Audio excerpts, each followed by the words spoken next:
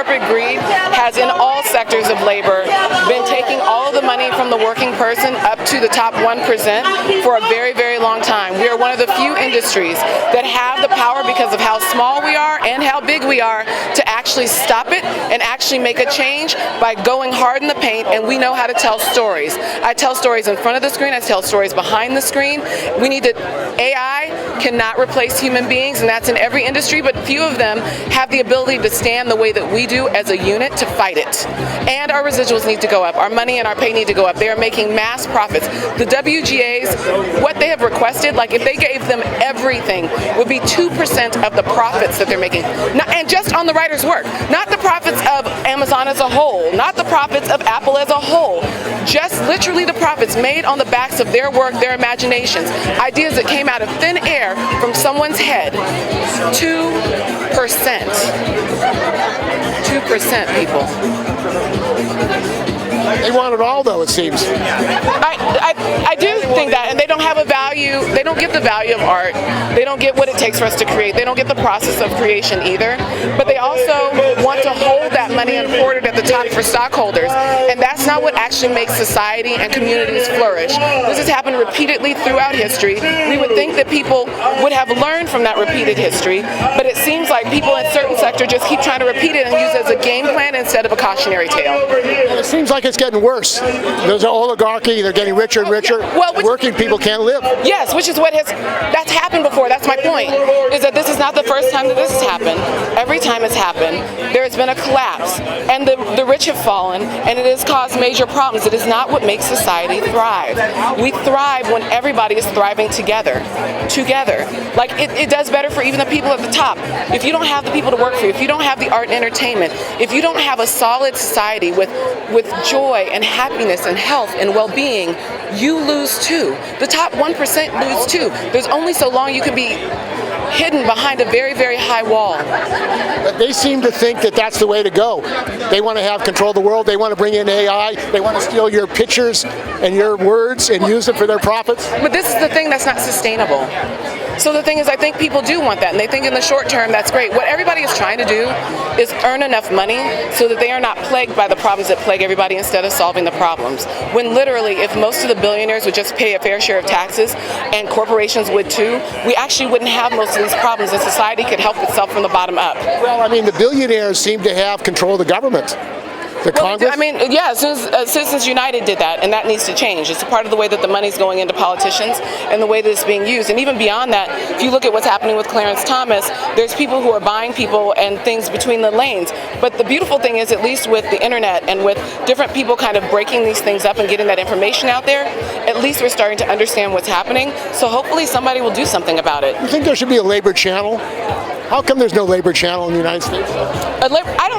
I'm gonna be honest, I don't think people are entertained by labor in general. I think they're entertained by storytelling, they're entertained. Isn't that workers' lives? No, it's not. That's not worth. I think our lives are worth a lot. Is that what you were saying?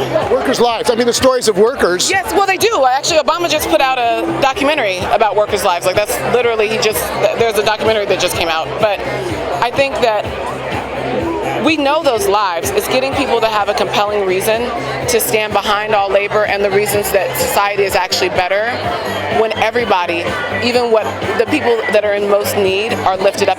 David, Flannery. I'm a Teamster. I'm Local 399. I'm out here in solidarity for the WGA, for a whole bunch of other labor unions. We got to stick together. Solidarity is key. And why are the companies taking such a hard line? It seems like all over the country, these companies are trying to go after labor. Well, I think we've seen sort of a coalescing of corporate forces, especially in the tech sector, and they are, quite frankly, very anti-union, and if the government's going to allow these monopolies to exist, they're going to have a lot more leverage over unorganized labor. So organized labor has to step up, and they have to strike back, and they have to do something about it. The UPS workers are coming up. Big contract, 360,000 workers. What does that mean for the Teamsters Union? It's huge for the Teamsters Union. It's the biggest part of the Teamsters Union. It's a massive negotiation against a very big and sometimes contentious employer. And so how that negotiations usually is a canary in the coal mine for a lot of other labor negotiations around the country. Amazon and FedEx, they're fighting the union. They don't want a union. I mean, surprise on Amazon. They can't. I mean, it's... Well, how do they get away with firing union people and busting unions? I mean, who's going to stop them, right? I mean, if there's no government oversight, if these companies are allowed to be monoliths, if they're allowed to have complete vertical integration, if they're allowed to have no competition, you know, they can pretty much do whatever they want. So you have to find ways as organized labor to stand up and say, no, we're not going to do that. You think a united front of all labor can stop it? I would like to think so. Yeah, I mean, here's the thing. If you don't do anything, it's going to get worse. You have to do something about it. And you have to show up to events like this. You have to vote. You have to know what happens in labor. You have to know what your elected representatives are doing. You have to know what these companies are doing, and what happens in other negotiations usually will translate to the negotiations in your sector. So you have to be involved. You have to be educated. My name is Aide Bravo. I'm a second grade teacher in the southeast area. My biggest issue is the fact that our schools are being privatized by corporate charter schools, such as KIPP. That's a big one that's coming into our community. They have failed our children, failed our community members, and have given no chance for our students to succeed. They've also depleted our funding. My school's funding was depleted by 10%, and we're a distinguished school. We're a gold ribbon school also, but even then, we're not immune to the, encroachment by the charter schools, and with that comes, the loss of funding. And the children we work with are 93% on free and reduced lunch, and so we can't afford to lose any funding for our schools, because that means the academic achievement of our students is compromised, and that is the issue we're faced right now. Charter schools need to be made accountable. They don't have the same standards that we have. You know what their requirements are for a renewal for their charter? There's 5 criteria. They just need to meet 1. That's all they need. And How are they allowed in California? Because there's a movement to grow charter schools. I don't know if you read the Eli Broad report. It's not called that. Why are the Democrats allowing that and the unions? I don't think they know better. I think that's what the issue is. They don't know the issues. And so I'm reaching out to my elected officials, and I'm having those conversations with them, because many of them are unaware of really the underlying agenda is to ruin unions. It's about that. It's not about achievement. It's not about choice. It's really about crushing our unions. And I'm not okay with that. I'm actually a delegate, and I will be here tomorrow, and I will be voting to support any individual who is going to support our public schools. You think, why not a repeal bill to repeal the charter school law that allows charters? Prop 39, which allows co-location. That was supported by Reed Hastings, the owner of Netflix. Okay, I'm going to give you an example of why it's very difficult to push back on these agendas, because AB 2214 was suspended, and that bill, you can hear me? So that bill was for the purpose of preventing charter schools from being built on toxic soil, and that bill was suspended because the California Charter School Association lobbied very hard, and they had their pockets in a lot of legislators, and a lot of those legislators are Democrats, very sadly, and that's why it's very, very difficult when billionaires are pouring. But don't these billionaires run the Democratic Party?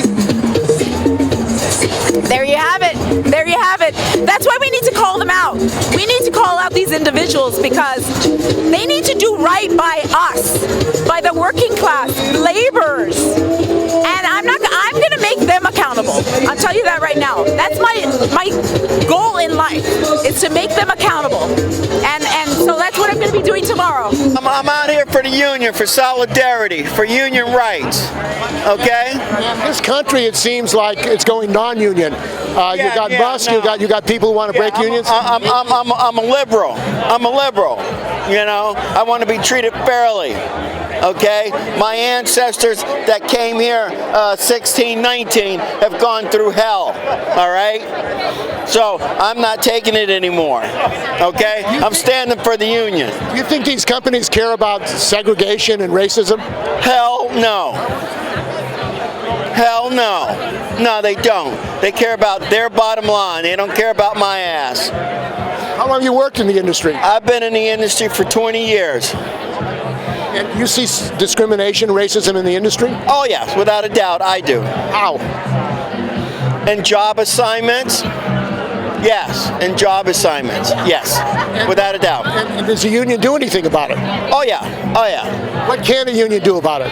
A union can definitely put those people in check, and I go to my business agents and I resolve all my issues that I have. And there have been epidemic of hanging nooses in the country. In work sites, have you had any experience with that? No, I have not. I have not. I have not. I'm over 21, and yeah, and I haven't had those issues. What do you see in the future? Because it seems AI, they want to get rid of workers using automation. I don't think AI can drive a truck. I'm a Teamster. I don't think AI can drive trucks yet. Well, they're working on it. Yeah, well, they haven't gotten to it yet. They want to drive bulldozers. In San Francisco, they're driving remote cars now. They're putting taxi cab drivers on. Well, they keep crashing those cars too, don't they? But they let them go. I mean, Newsom is letting them go, and they're crashing. I mean, those Teslas are running into fire. They like the fire trucks. They like the fire trucks. Red. Yeah, solidarity fund to make sure we were able to man the picket line. You have Amazon workers? Yes, sir. Yes, sir. We're representing the Amazon workers up in Palmdale, California. What's going on there? Why don't you talk about what's We happening? got 396 members, 84 new drivers up there. Come out and support. Can you talk about what's going on here today? What's your name? My name is Denisha Jordan. I'm with UTLA, United Teachers Los Angeles. What's happening here today is union solidarity. I feel like right now our nation is in a national labor movement, and what's good for the people is good for the nation. So we're here fighting for fair wages, living conditions, public schools, just overall the health and wealth of our nation. Reed Hastings, the owner of Netflix, apparently has been privatizing charters. Yes, I do, and he's not the only one. But yes, we have a fight, and we've been fighting for years against the privatization of our public schools, and we're going to continue to fight. And we're leading. UTLA is actually leading that fight. And the making money off of schools. What do you think about that? These profiteers want to making money off of schools. I'm going to say that word, boo to capitalism. Capitalism is making money off the backs of the poor and free labor. And anyone who has kids knows that you can't make money off kids. So shame on them. Okay, thank you. What's your name? Thank you. Denisha Jordan. Well, late Your name? stuff. I'm Greg Robinson, AFT 1931, San Diego delegate to the convention. I'm here for labor. Labor, California treats fairly well. It's the rest of the country. You have to be in solidarity, and the Democratic Party can help turn that around. That's why I'm here. Well, I understand CSU workers may be going on strike. The UC graduate students went on strike. I mean, they don't seem to be having living wages, and they're public workers. Yeah, well, that's a problem. We find the same thing. I'm on a school board and a teacher down in San Diego. We had the same ridiculous anti-union tactics by public school districts fighting against unionization, including hiring right-wing labor unions, right-wing lawyers. I mean, it's ridiculous.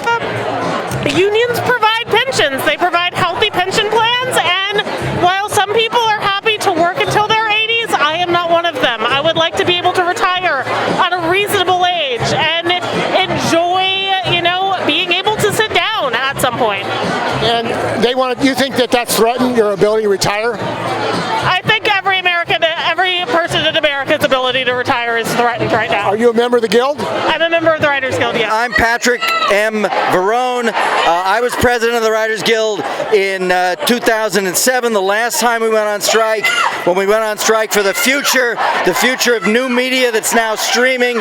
And in the 15 years since then, the companies that employ us have figured out business models and methods to make our work more valuable to the viewing audience and less valuable to us. We were struggling then for the future. Today, we're fighting for our present. Our friends, the viewers, everyone out there who watches TV, who goes to the movies, should appreciate that what we're going through is the tip of the iceberg, is the thin end of the wedge that all workers in the U.S. are facing when it comes to corporate expansion and the gig economy. And AI, they say they have a right to introduce it the way they want to introduce it.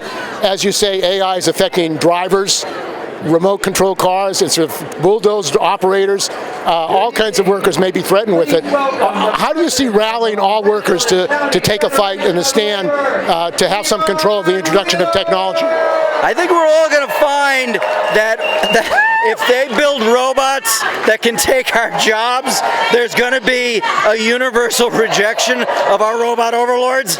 My experience has been that there's nothing that a human being can do that can be replaced by AI.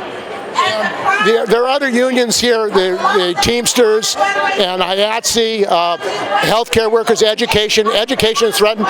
One of the people running Netflix, Reed Hastings, has been involved in privatization charters in the schools in California, bringing software in the schools. Do you think there's a connection between your struggle and these people you're fighting, like Reed Hastings? Inevitably, automation and the effort to make things cheaper and to provide services for a lower cost is going to drive the working men and women of this country to unions and to solidarity behind us. We're, as I said, the tip of the spear. They're going to come for all of us. So it's a threat to all working people in this country. Absolutely. This is again, any time you have a society that's controlled by machines, as we know from the very films and TV shows that we make, it ends badly. We need to keep human beings in charge. Do you think that the labor movement as a whole should take up a fight around who's going to control the introduction of technology? Because in the United States, like scanners were introduced in the shops, a lot of this technology is introduced without any say-so of workers. Positively, it's all about making sure that human beings service human beings, and it's not about, as I said, robots or artificial intelligence. We need real intelligence in charge. My name is Sherman, but yeah, we're out here just sharing in solidarity right now. It's like all of us have the same issues, being underpaid and underappreciated in much of our careers, and it's time for everyone to have that fair share of the compensation. That's all this is. It's just solidarity at its heart. What kind of writing do you do? I write TV drama. And what did you think about the rally today? I think it was great. You know, you get to see all the different sisters and brothers and binary siblings of all the unions coming together, and just like everybody just living together and just like coming together for the same cause. It's just like we all just want a fair compensation. We want a living wage. That's it. Well, there are a lot of billionaires in Los Angeles and in this country. California, 160 billion. There are way too many billionaires in this country that the reason they have it is because they're not sharing the wealth. And it's just like, we just want to pay our rent. Just like you want a second yacht, it doesn't make sense. So let's get out here, let's make sure that everyone is getting their fair piece of the pie, and the American dream is a real thing. My name is Mida. When I boil down what I feel like is the root of the root of capitalism that I disagree with the most is treating humans as mere means to achieve certain capitalistic ends. So, and this is a Kantian notion where treating humans as ends in themselves is a way to the way to not see humans as mere instruments, as tools to get certain things done. So I believe this is something I believe in that boils down to the basis. We have a capitalist country. Yes. And making profit is the primary thing. Yeah. I mean, it seems like that's a real problem in this country. I mean, it's something that's really hard to reconcile, but I do think this is, by saying this, for me, it's something that is not really criticizing exactly the system, because I don't have a constructive solution for it. But by saying this, I want to say that treat humans not just as some instrumental tools to get certain things done, but rather treating each other as individual humanistic agents. So that, I don't know, I feel like that to me is the most truthful way to say this. Don't look at all of this as profit, sharing profit or earning things, but rather as, I don't know, see each other. I think that's what I believe. The problem with all the money spent for wars around the world? That's too complicated. I struggle to understand the whole picture, and it troubles me. Yeah. Are you a screenwriter? I'm a writer-director. Yeah. The companies are making a lot of money. They want to make more, and using AI to make more. How do you see that?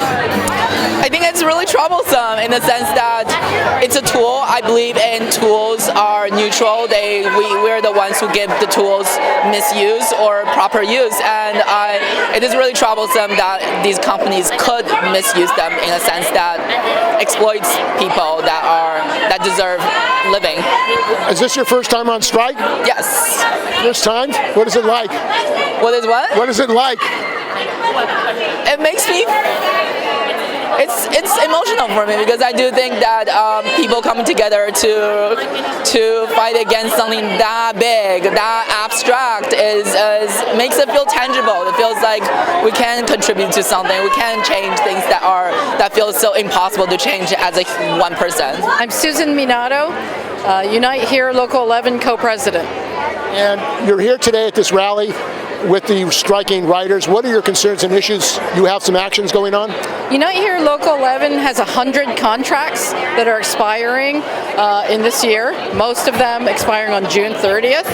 And we have about 17,000 workers that will be expiring at that time. So that's like our main reason to be here, in solidarity with our other unions. And this inflation, house prices, how are your members surviving in this economy? They're not surviving.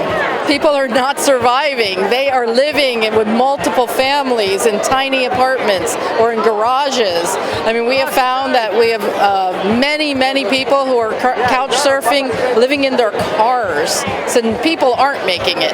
Well, it seems like there's no public housing. There are $1 million condos that are being built in Los Angeles right now. They're homeless people. Do you think there has to be a restructuring of what's going on? Everything has to change. Really things have to change. But first off, billion-dollar companies need to pay up. There's no excuse for that whatsoever. After the pandemic, everyone has come back. Hotels, Universal Studios, where we have 5,000 with IATSE. People are living in cars. People are on sofas. It's just a sad statement about what our city's like right now. And this is a problem nationally. Working class evictions are going up, and workers can't afford housing. Why isn't there a public housing program in this country? I don't know why there's no public housing program, but I can tell you that if the unions band together, there's more than 100,000 workers that are expiring, their contracts are expiring in Los Angeles. Los Angeles is the place to draw the line. And one of the issues is health care. I know a lot of the money that you make goes to health care. You have a problem with that? Yeah, yeah, of course we have a problem with that. You know, like there's many dollars having to go per hour to healthcare instead of wages, right? So one day when the U.S. grows up and has a healthcare system, then workers can get paid more. Well, Gavin Newsom promised he was going to get single payer in California. Where is it? I don't know. I'm hoping. If he needs union backup, we're here to help. My name is Olivia. I am with 700 Editors Guild. I'm here because I'm in the union and I'm a union person, so we strike together, but you know, our contracts aren't up, so we're not actually striking, but we are supporting those who are. What are the issues you face as a union member and your workers, your fellow workers? Hours are always an issue, pay, pensions, all those things are always something that we all have to fight for. Are you ready to go out and strike? Our union is not striking. That's what I was about to say. I just want to be clear. So, but we're out here to support those who are. My name is Alessandro. Come on, I'm a WGA member. I'm here because we deserve a fair deal. And these studios are making a lot of money. Why won't they come up with what you're asking for? Well, because it's never enough, right? They're driven by this idea that you have to keep growing and growing and growing, and at some point, in order to grow, you got a cap. And they say they want to control AI. Are you concerned about the use of artificial intelligence? Yes, I think the technology is not necessarily bad, but it really depends on who controls it and what for. Well, in this country, they've been able to introduce technology into the workplace without any controls. Scanners, other things like that. You think there's a problem with that? Yes, again, it really comes down to control and motive. If it's in control of giant corporations and the only motive is profit, it's inevitably bad for workers and bad for society. Isn't that capitalism? Yes, it is capitalism. It is capitalism in its most degenerate form. Seems like it's getting worse. Yes. What should labor do about it? Organizing, and it's happening across the country. We do have a resurgent labor movement, and that will make a difference. You think there should be a labor party? Say that again? A labor party. You think the union should have their own political party? Should there be a labor party? Well, I think there should be at some point a third party, that's for sure. You only have the Democrats and Republicans.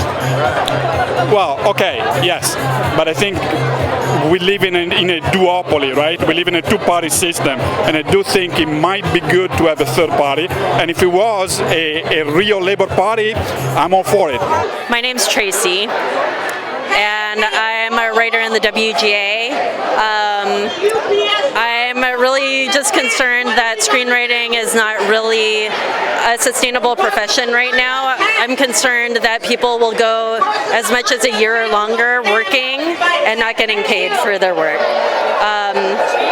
I think that what's happening with writers is reflected in every area of the industry. I don't think that there's anybody here who feels that they're being paid what they're worth and that they're what they offer to the industry is being proportionally compensated for. And they want to introduce AI. Are you concerned about the introduction of artificial intelligence?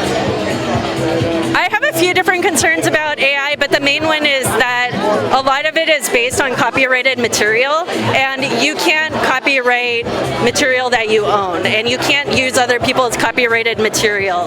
So I don't really know how anybody creating a quote-unquote original work with AI can get away with it, because it seems to me illegal. They seem to be making a lot of money on streaming. They're making a lot of money. The industry's making a lot of money on streaming. Yeah, and the streamers have gotten a discount on streaming for not a good reason. Originally, when streaming was new, we were trying to make it possible to allow this format to kind of establish itself and thrive, but now they're totally taking advantage of it. And there's no reason why the same amount of work should get paid far less for streaming than for any other platform. Why are you on strike? Because we're getting effed up the ass. Why are these AI? This is for KPFK radio here. Oh, sorry. Because we're getting screwed. They want to introduce AI. Do you think that would affect you? Absolutely, because they're going to do the rewrites. writers get paid for rewrites, and without the rewrites, that screws up our payment. And I mean, you spend a lot of years trying to get into this trade, this skill, and it's a threat that it may wipe out a lot of jobs. Absolutely, AI will wipe out a lot of jobs, especially, like I said, for rewrites. And they say they want to have control of the introduction of technology because they want to control it. What do you say to that? Is this radio? Okay, we say not happening. It will never happen because writing is about writing with heart, and AI cannot write with heart. Is there a lot of solidarity in the Guild? Absolutely, we're all together, we're all one. And do you think this will affect other workers as well, AI? It will, because without the writers writing with heart, the actors can't act with heart because they won't have the words to act with heart. How long have you been in the industry? 30 years. You like it? I love it. It's all I know. I can't do anything else. I was born for this. Can you talk about what are the issues concern you here today? The fact that my wife, being in the queer community and writing, and the low wages, that's what we're really here fighting for all the writers that are out there in the world. Let's fight for it. How is a strong union affecting that relationship? The fact that they're not coming to the table with proper adjustments and wages is definitely something that's striking the team hard. All the unions are coming together in solidarity of each other's issues and situations that they're going through so that we can fight together. And together and in numbers, like, we will continue to make change. And are you worried about AI?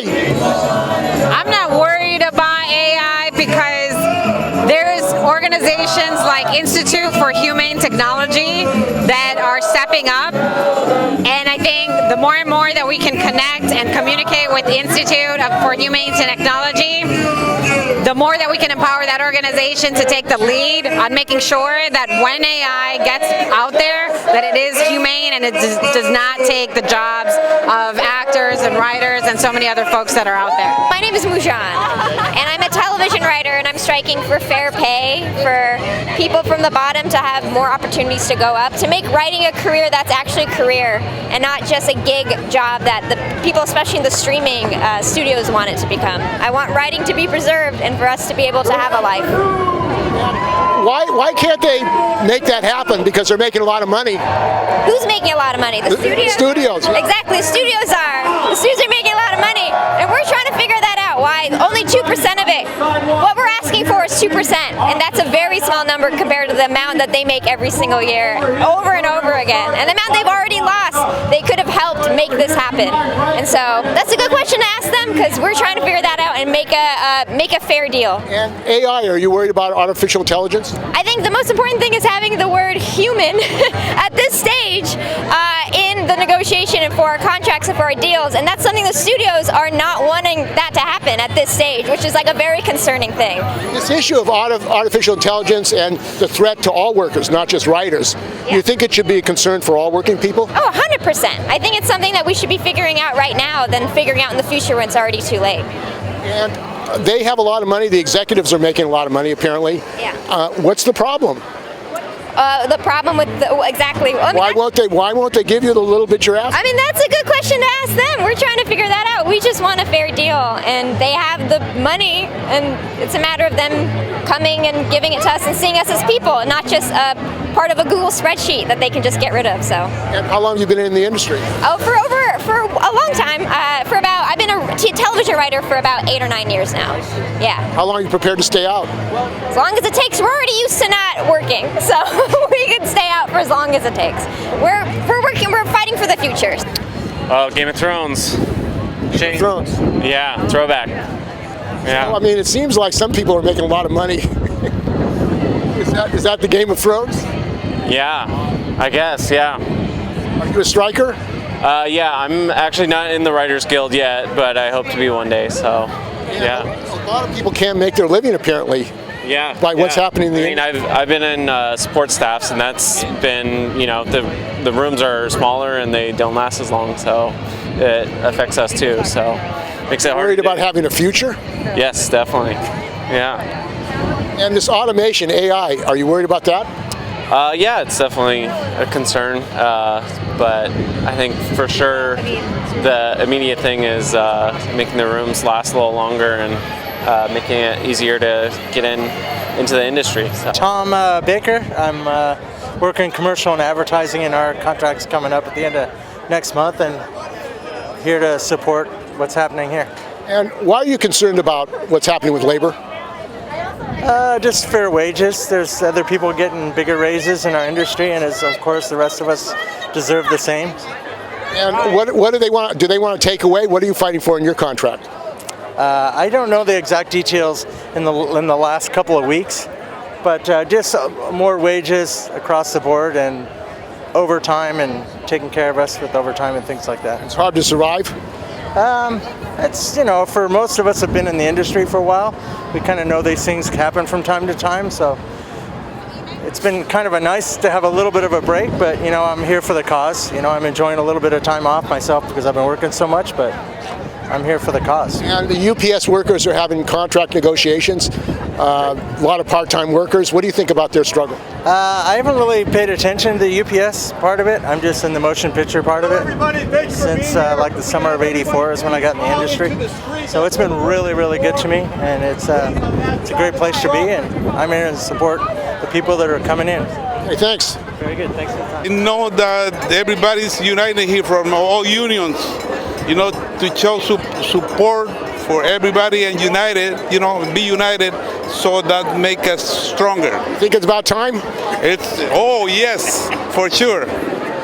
Yeah, we're ready. And you're under attack, your union is under attack. How are your members under attack? Because, the living condition right now, it's very expensive now. We cannot survive. So we need somehow, to unite and make more money so we can survive here in LA. What's your name? Carlos Morey. What kind of work do you do? Cook. What hotel? I work for Holiday Inn LAX. Okay. You make a lot of money. Not really. We want money. Their prices are up. Oh, they make money, not us. Yes. Yeah, they make the money, not us. Yeah. Some of that. Yeah, we need, a part of the pie. My name is Troy Dangerfield. We're here to show our power as workers and that we deserve to be fairly compensated for the things that we want, and for us to do the thing that we love and to be fairly compensated for it. It's really, really, really important. And we're here to show our power because we're all out here and we're all fighting for laborers, for people who are the workers, and that should be what everybody should stand for. Well, these studios are making a lot of money, billions of dollars. Billions and billions of dollars, and what's crazy is that we're only asking for less than half of a percent. We should be able to get a lot more than that, and so I'm really excited that we're going to get exactly what we're fighting for because we're united. And these AI is affecting other workers. Yes. In education, Reed Hastings, Netflix. What do you think about the effect on the working class? Goldman Sachs said 300 million workers may lose their jobs. It's terrible. It's terrible. We don't want people to lose their jobs, but we also want to find ways for people to be able to work and do the things that they love and be able to add to society in some way. And so just AI is coming. It's a thing that we can't run away from, but we got to find new ways and interesting ways of being able to keep people to be able to create a living and work for their living. It's something that should be a tool, not something that is replacing humans. Well, it seems like the owners have other interests in mind. They have a lot of other interests, and we're going to show them that we're not okay with that. And how would you show that? I mean, they want to control the introduction of technology. There's nothing they can do without us. There's nothing they can do without workers, and that's what we're going to show them, and they're going to find out real soon. And studio execs that have no respect for people. Why won't they give you what you need? Greed. Greed. Simple greed.